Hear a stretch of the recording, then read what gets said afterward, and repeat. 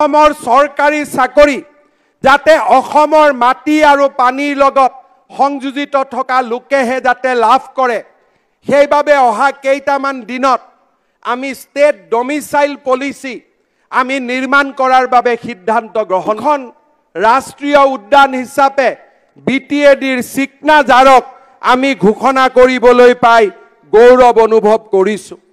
শ্ৰদ্ধাৰ ৰাইজ, লাহে লাহে আমি অসমৰ বানপানীৰ সমস্যাৰ স্থায়ী সমাধানৰ পথো অংকন কৰিবলৈ প্ৰচেষ্টা কৰিছো। ল্যান্ড ৰিক্লেমেশ্যন, ব্ৰহ্মপুত্ৰই যি মাটি লৈ গৈছিল তাক পুনৰ উদ্ধাৰৰো আমি এক নতুন কাৰ্যসূচী ৰূপায়ণ কৰিছো। বগী নদীৰ তলত এক বিশাল ভূমি আমি ব্ৰহ্মপুত্ৰৰ পৰা উদ্ধাৰ কৰাৰ প্ৰথম প্ৰচেষ্টাত আমি সফল হৈছিলোঁ।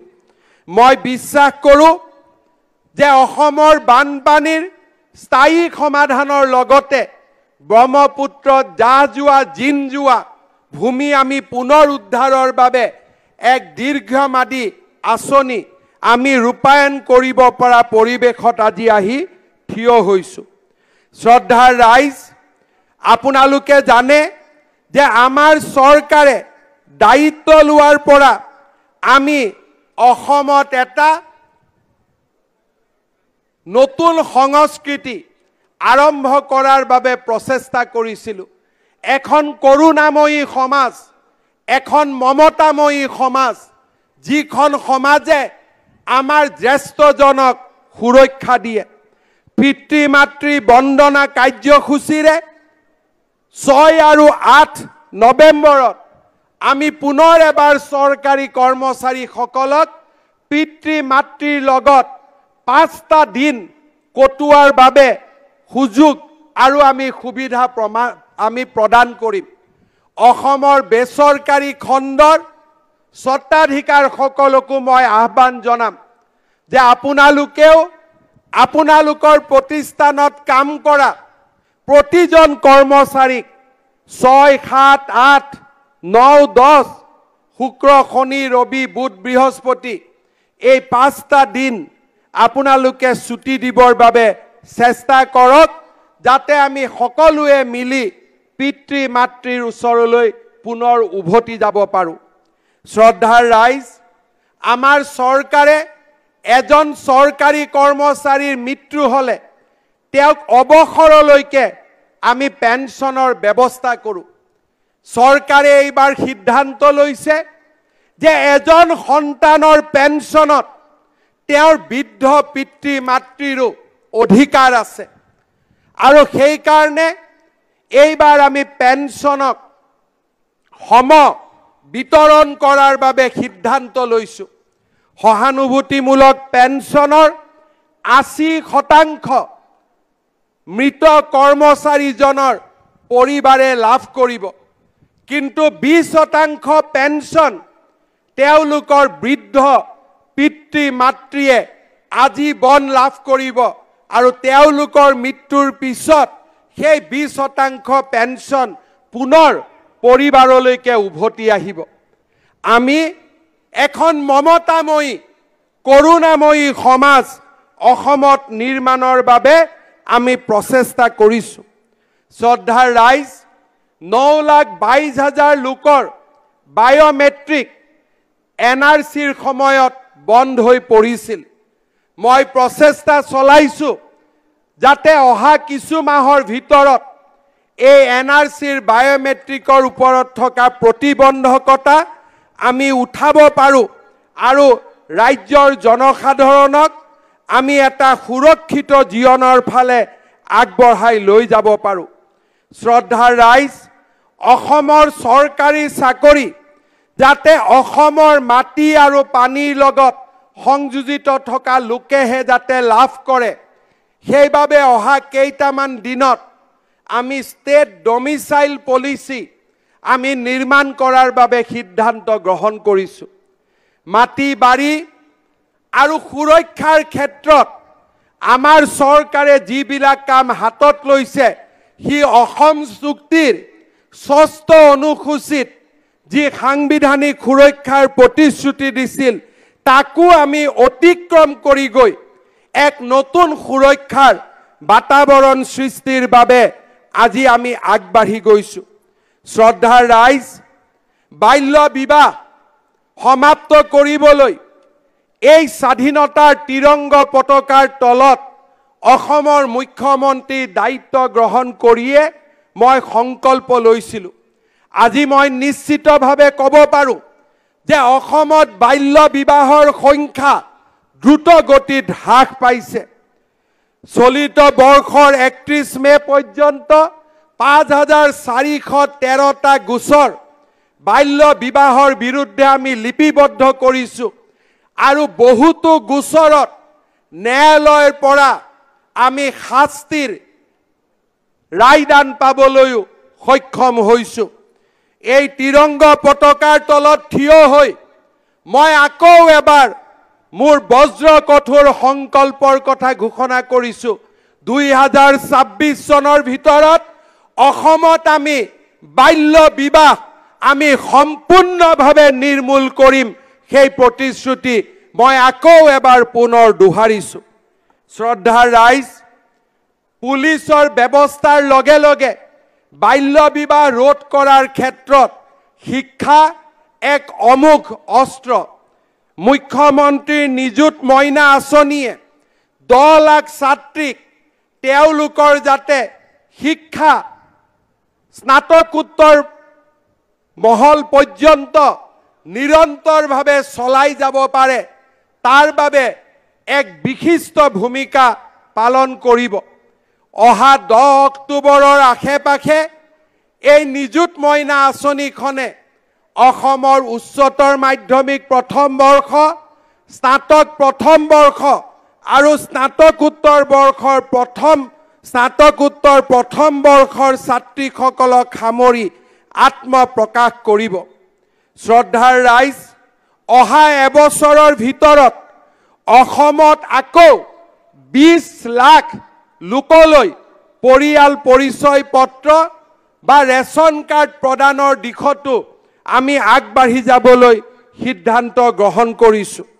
শ্ৰদ্ধাৰ ৰাইজ, 1 লাখ নিযুক্তিৰ লগে লগে 1 লাখ যুৱকক উদ্যোগ সংস্থাপনৰ বাবে 2 লাখ টকাৰ আৰ্থিক সাহায্য আগবঢ়োৱাৰ মুখ্যমন্ত্ৰীৰ আত্মনিৰ্ভৰ অসম আঁচনিখনেও অহা অক্টোবৰ মাহত আত্মপ্ৰকাশ কৰিব। আয়ুষ্মান ভাৰতৰ জৰিয়তে আৰু মুখ্যমন্ত্ৰীৰ আয়ুষ্মান অসম আঁচনিৰ জৰিয়তে আমি অসমৰ 2,33 লাখ পৰিয়ালক বিনামূলীয়া স্বাস্থ্য সেৱা আগবঢ়াই দিবলৈ সক্ষম হৈছোঁ। কেঞ্চাৰ চিকিৎসাৰ ক্ষেত্ৰত 17খনকৈ কেঞ্চাৰ চিকিৎসালয় নিৰ্মাণ কৰি আজি অসমে এক নতুন দিগন্তত ভৰি দিছে। 13খন মেডিকেল কলেজ স্থাপনৰ পিছত এই বছৰত গুৱাহাটীৰ দ্বিতীয়খন medical college, Pragjyotishpur medical college আৰু 2025 চনত 3খন নতুন মেডিকেল কলেজ বঙাইগাঁও, সোণাৰী আৰু বিশ্বনাথত আত্মপ্ৰকাশ কৰিব।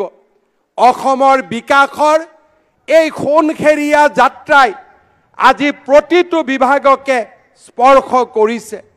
অপৰাধৰ দ্ৰুতগতিত হ্ৰাস, ৰাজ্যত চলি থকা অৰ্থনৈতিক অপৰাধক বা ক্ৰিমিনেল এক্টিভিটিজ হওক, ড্ৰাগছৰ বিৰুদ্ধে যুঁজ হওক, গো সৰবাহৰ বিৰুদ্ধে যুঁজ হওক, প্ৰতিটো যুঁজতে আজি অসম আৰক্ষীয়ে ঈৰ্ষণীয়ভাৱে সফল হ'বলৈ সক্ষম হৈছে। শ্ৰদ্ধাৰ ৰাইজ, মই পুনৰ এবাৰ অসমৰ সামাজিক সুৰক্ষাৰ অৰুণোদয় যোজনাৰ বিষয়ে ক'ব বিচাৰিছোঁ।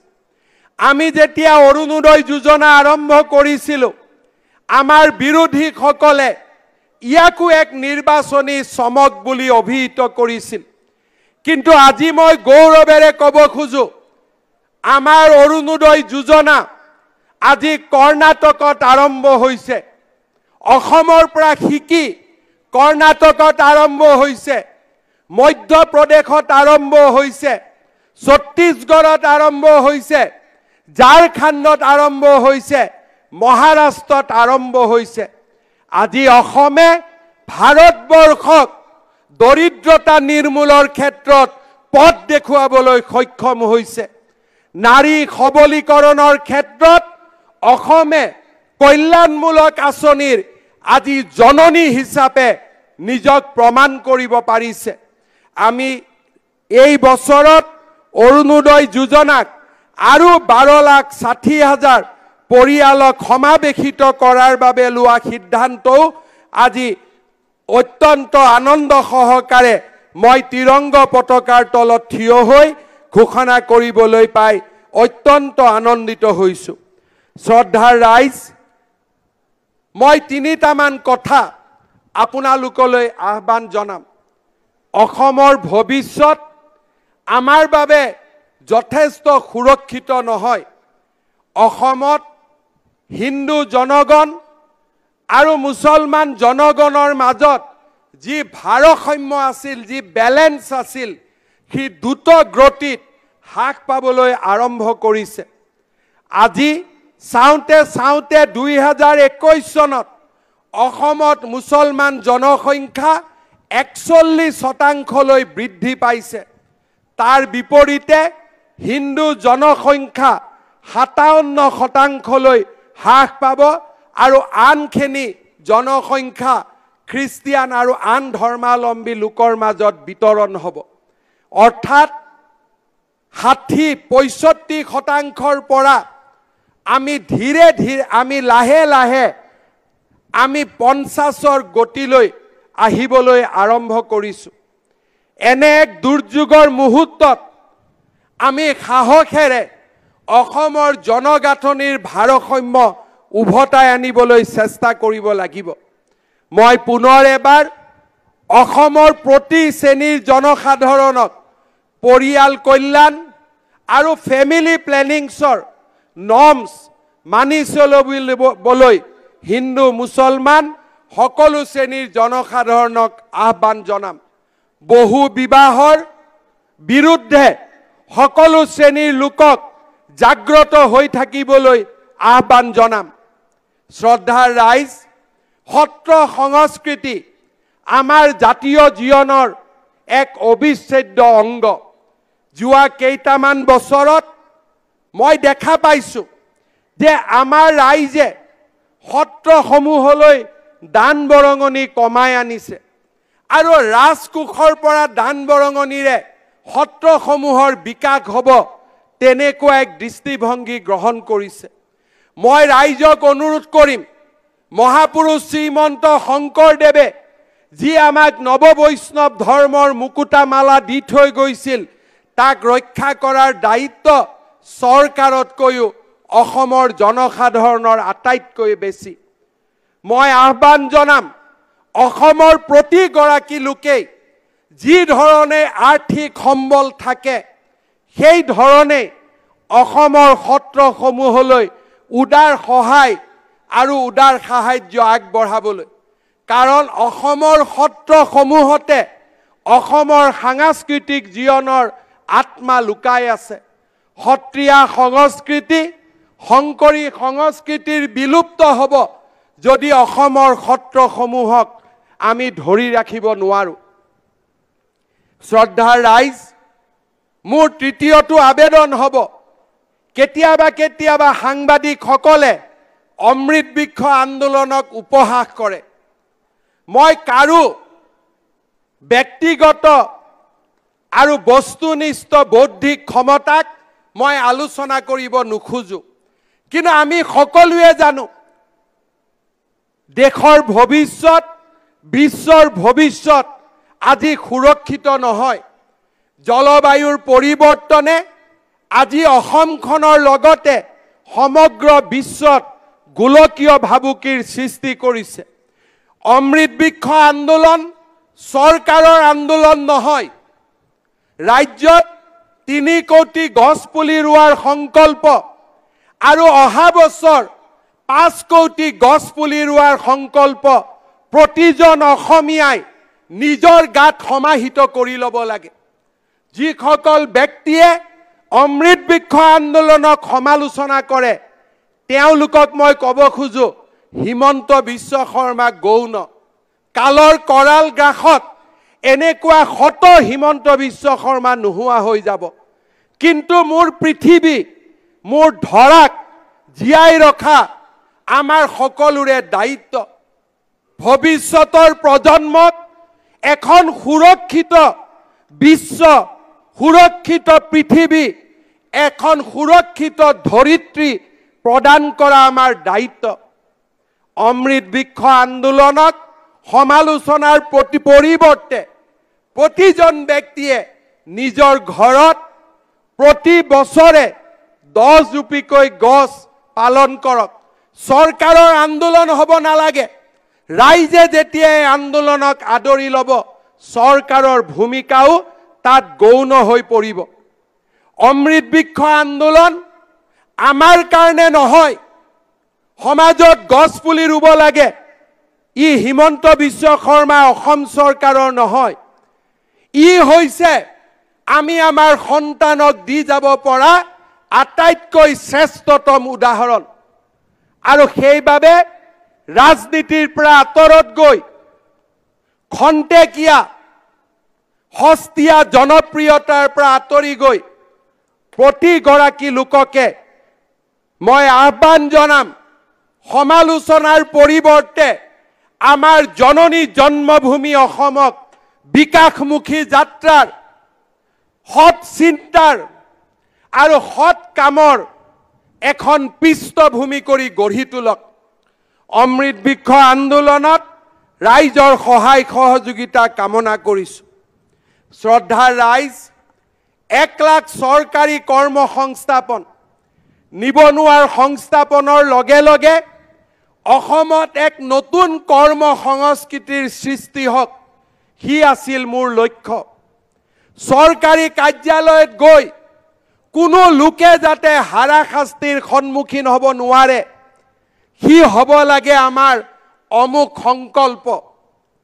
যেতিয়া চৰকাৰী কৰ্মচাৰীয়ে উপঢৌকন লৈ পুলিচৰ ওচৰত হাত থিয় কৰে আৰু সেই কৰ্মচাৰীজন যেতিয়া অসমীয়া হয়, সেই মুহূৰ্তত মই প্ৰাপ্তিৰ আনন্দ অনুভৱ নকৰোঁ।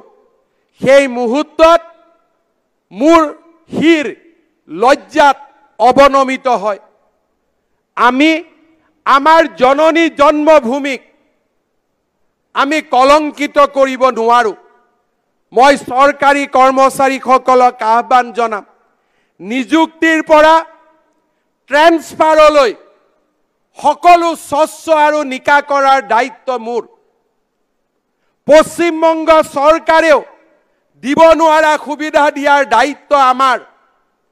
ৰাইজৰ দায়িত্ব, ৰাইজৰ কৰ কাটলেৰে আমি চৰকাৰী কৰ্মচাৰীৰ অভাৱ অভিযোগ নোহোৱা কৰিম। কিন্তু চৰকাৰী কৰ্মচাৰীসকলে এখন দুৰ্নীতি বিৰোধী সমাজ নিৰ্মাণ কৰাৰ দায়িত্ব গ্ৰহণ কৰিব লাগিব। মই আশা কৰিম আমাৰ চৰকাৰক নতুনকৈ নিযুক্তি হোৱা 1 লাখ কৰ্মচাৰীয়ে কৰ্ম সংস্কৃতিৰ এক নতুন প্ৰাণেৰে অসমৰ চৰকাৰী কাৰ্যালয়সমূহলৈ এক নতুন কৰ্ম সংস্কৃতিৰ পৰম্পৰা কঢ়িয়াই আনিব। জ্যেষ্ঠ কৰ্মচাৰীৰ আশীৰ্বাদেৰে কনিষ্ঠসকলে হাতে হাত ধৰি দুখীয়া আৰু দৰিদ্ৰ ৰাইজৰ সাৰথি হৈ থিয় দিব। আজিৰ দিনটোত মই ঘোষণা কৰিছোঁ যে অহা 2 অক্টোবৰ তাৰিখে আমি ৰাইট টু পাব্লিক সাৰ্ভিস, চৰকাৰী সেৱাৰ অধিকাৰ, এই আয়োগখনক আমি আনুষ্ঠানিকভাৱে আৰম্ভ কৰিম। যিসকল ৰাইজৰ কাম চৰকাৰী কাৰ্যালয়ত নহ'ব তেওঁলোকে ৰাইট টু পাব্লিক সাৰ্ভিস কমিশনক উজৰ আপত্তি দিব পাৰিব আৰু তেওঁলোকৰ উজৰ আপত্তি সত্য প্ৰমাণিত হ'লে চৰকাৰী কৰ্মচাৰীসকলক আমি জৰিমনা বিহাৰ ব্যৱস্থাও এই আইনত আমি ধৰি ৰাখিছোঁ মই ভাবোঁ যে 2 অক্টোবৰত right to public service commission কাৰ্যক্ষম হৈ যোৱাৰ লগে লগে অসমত কৰ্ম সংস্কৃতিৰ এক নতুন ধাৰা উজ্জীৱিত হ'ব শ্ৰদ্ধাৰ ৰাইজ গুৱাহাটীয়ে হওক ডিব্ৰুগড়ে হওক যোৰহাটে হওক কৃত্ৰিম বানপানী নগৰীয়া জীৱনৰ বাবে এক অভিশাপ স্বৰূপ ক্ৰমান্বয়ে আমাৰ জলৰাশিক আমি মাটি পুতি তাক সমতল কৰাৰ পিছত পানীৰ বহনক্ষম ক্ষমতা দ্ৰুতগতিত হ্ৰাস পাইছে মেঘালয়ত বিস্তৰ পাহাৰৰ খননে গুৱাহাটীবাসীলৈ দুৰ্যোগ নমাই আনিছে তাৰ লগতে নলা নৰ্দমাত আমি জাপি দিয়া প্লাষ্টিক সমূহেও বহনক্ষম ক্ষমতা পানীৰ বহনক্ষম ক্ষমতা হ্ৰাস কৰিছে কোনোবা মুখ্যমন্ত্ৰীয়ে গুৱাহাটী ডিব্ৰুগড় যোৰহাটত অকলে কৃত্ৰিম বানপানীৰ সমস্যা সমাধান কৰিব হি কেতিয়াও সম্ভৱ নহয় প্ৰতিগৰাকী ৰাইজে যেতিয়া প্লাষ্টিকৰ পৰা কেনলৈকে সুন্দৰভাৱে নিৰ্ধাৰিত স্থানতহে জমা দিব তেতিয়া পানীৰ বহনক্ষম ক্ষমতা বৃদ্ধি হ'ব এইবাৰ অসম বিধানসভাত নগৰত থকা প্ৰাকৃতিক জলাশয়সমূহ আমি যাতে সংৰক্ষণ কৰিব পাৰোঁ তাৰ বাবেও এক বিশেষ আইন আমি অনাৰ বাবে প্ৰস্তাৱ কৰিছোঁ মেঘালয়ৰ পৰা অহা পানীক দীপৰ বিল আৰু শিলখাকু বিললৈ কেনেকৈ আমি লৈ যাব পাৰোঁ তাৰ বাবেও এখন বিশেষজ্ঞ কমিটি গঠনৰ বাবে আমাৰ চৰকাৰে সিদ্ধান্ত গ্ৰহণ কৰিছে কিন্তু চৰকাৰী প্ৰচেষ্টাৰ পিছতো মই এটাই কম যে সিভিক সেন্সেহে আমাৰ জীৱনলৈ আমাৰ মহানগৰীয় জীৱনলৈ নাটকীয় পৰিৱৰ্তন আনিব পাৰে নলাৰ মুখতে ঘৰ নিৰ্মাণ নকৰি নলা নৰ্দমা ৰোধ নকৰি আমি যেতিয়া সিভিক সেন্সৰ পৰিচয় দিম প্লাষ্টিকসমূহ আমি যেতিয়া নিৰ্ধাৰিত স্থানতহে পেলাবলৈ আৰম্ভ কৰিম 20% কৃত্ৰিম বানপানী লগে লগে হ্ৰাস পাব মই বিশ্বাস কৰোঁ যে আমাৰ ৰাইজে মোৰ আটাইকেইটা আহ্বানলৈ দৃষ্টি নিক্ষেপ কৰিব পৰিয়াল পৰিকল্পনাই হওক জনগাঁথনিৰ ভাৰসাম্য ৰক্ষা কৰাই হওক সত্ৰসমূহলৈ উদাৰ আৰ্থিক সাহায্যই হওক অমৃত বৃক্ষ আন্দোলনলৈ বৰঙণিয়ে হওক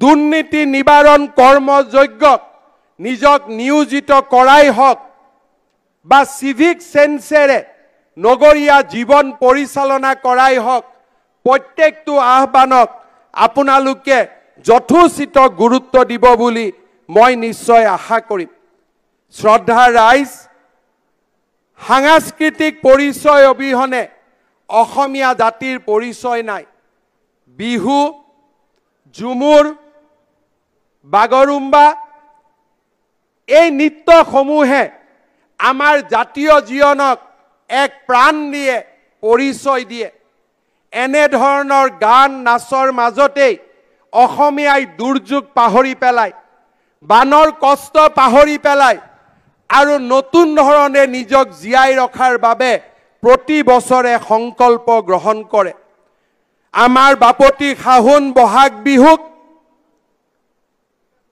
বিশ্বৰ মানচিত্ৰলৈ লৈ যোৱাৰ পিছত এই বছৰ আমি অসমৰ চাহ জনগোষ্ঠীয় লোকসকলৰ ঝুমুৰ নৃত্যক বিশ্ব মানচিত্ৰলৈ লৈ যোৱাৰ বাবে এক প্ৰচেষ্টা আৰম্ভ কৰিছোঁ নৱেম্বৰ ডিচেম্বৰ মাহত 800 বাগিচাৰ 800 ছোৱালীৰ ঝুমুৰ নৃত্যই গুৱাহাটীক মোহিত কৰাৰ আমি পৰিকল্পনা কৰিছোঁ মই আপোনালোকৰ পুনৰ এবাৰ আমাৰ চৰকাৰৰ এই মহৎমহীয়ান প্ৰচেষ্টা জাতি গঠনৰ প্ৰচেষ্টাক আশীৰ্বাদ কৰাৰ বাবে আহ্বান জনাম।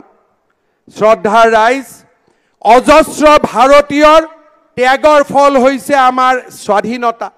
শ্বহীদ কনকলতা বৰুৱাৰ আত্মবলিদানে আমাক আজিও উদ্বাউল কৰে। কি ধৰণে এগৰাকী সৰু ছোৱালীয়ে তিৰংগ পতাকাখনক বুকুত সাৱটি গুলি নিজৰ বুকুত সাৱটি লৈছিল, সি আমাৰ বাবে এক অনন্য সাহসৰ আৰু প্ৰেৰণাৰ উৎস। কনকলতা বৰুৱাৰ নামত গহপুৰত এখন ৰাজ্যিক বিশ্ববিদ্যালয় স্থাপনেৰে আমি মহান অসমীয়া সন্তানগৰাকীক কৃতজ্ঞতা জনাবলৈ সিদ্ধান্ত গ্ৰহণ কৰিছোঁ।